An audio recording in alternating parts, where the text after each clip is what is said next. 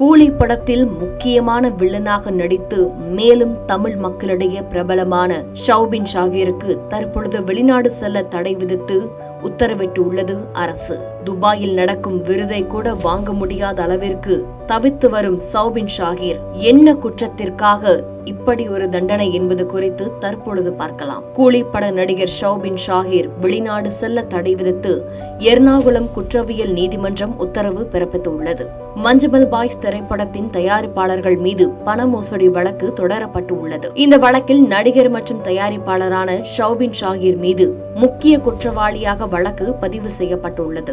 ஆசிராஜ் வாலியத்துரா ஹமீத் என்ற தொழிலதிபர் தான் 7 கோடி ரூபாய் முதலீடு செய்ததாகவும் அதற்கு பதிலாக மஞ்சுமல் பாய்ஸில் 40 விழுக்காடு லாபம் மட்டுமே வழங்கியதாகவும் அவர் குற்றம் சாட்டியுள்ளார். திரைப்படம் மிகப்பெரிய வெற்றியை பெற்றதும் தான் எதிர்பார்த்த லாபம் அல்லது முழு முதலீட்டையும் தயாரிப்பாளர்கள் வழங்கவில்லை என்றும் ஆசிராஜ் குற்றம் சாட்டினார். ஆசிராஜ் புகாரின் அடிப்படையில் கேரளாவில் உள்ள மரடு போலீசார் ஷௌபின் ஷாகீர், அவரது தந்தை பாபு ஷாகீர் மற்றும் ஷான் ஆண்டனி ஆகியோருக்கு எதிராக வழக்கு பதிவு செய்தனர்.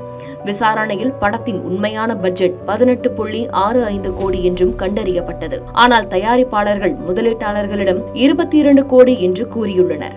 இது திட்டமிட்ட மோசடி என்றும் போலீஸ் அறிக்கை சமர்ப்பித்தது. இதன் அடிப்படையில் ஷௌபின் ஷாகீர் மற்றும் பிற தயாரிப்பாளர்கள் கைது செய்யப்பட்டனர். ஆனால் நீதிமன்றம் அவர்களுக்கு முன்ஜாமீன் வழங்கியதால் உடனடியாக விடுவிக்கப்பட்டனர். இந்த வழக்கு நடந்து கொண்டிருக்கும் நிலையில் தயாரிப்பாளர்களுக்கு பல கடுமையான உத்தரவுகளை நீதிமன்றம் வெளியிட்டது. இதன் அடிப்படையில் இந்த வழக்கில் தொடர்புடையவர்களுக்கு வெளிநாட்டில் பயணம் செய்ய தடை விதிக்கப்பட்டுள்ளது. இதனால் துபாயில் நடைபெறவிருந்த விருது விழாவில் கலந்து கொள்ள ஷௌபின் ஷாகீர் பயண அனுமதி கோரிய மனுவை நீதிமன்றம் நிராகரித்தது. இந்த வழக்கில் ஒரு முக்கிய சாட்சி வெளிநாட்டில் இருப்பதால் ஷௌபின் அவரை சந்தித்தால் வழக்கு விசாரணையில் பாதிக்கக்கூடும் என்று அரசு தரப்பு வாதிட்டது. இந்த வழக்கு தொடர்பான விசாரணைகள் தொடர்ந்து நடந்து கொண்டே இருக்கின்றன.